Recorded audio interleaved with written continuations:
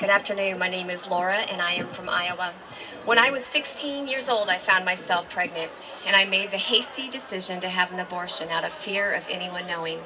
Upon arriving at Planned Parenthood, I was given no information about the procedure. Once prepped, the doctor told me to let him know when I felt a pinch. I panicked. I had not been told there would be pain involved. They just told me they would help. I began to cry. Once the procedure began, I pleaded, "It pinches, it pinches."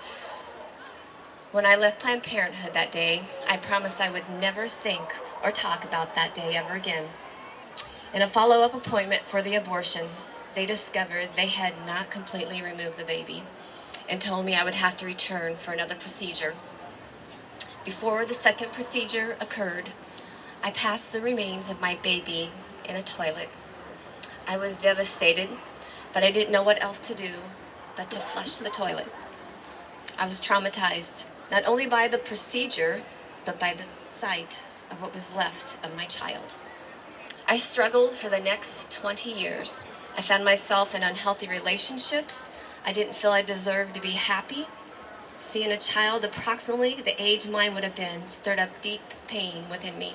As quickly as those painful memories of the dreadful day would come to me, I would suppress them.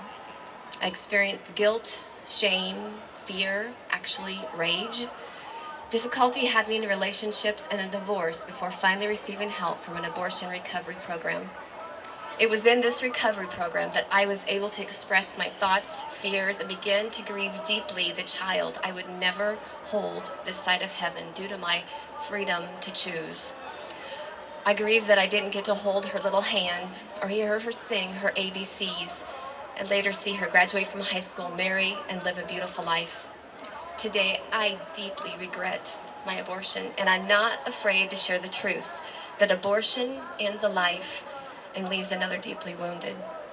Not only did I lose my first child to abortion, but grandchildren, as this month my daughter would have been 35 years old. My family tree is forever changed, and because of that, I will be silent no more.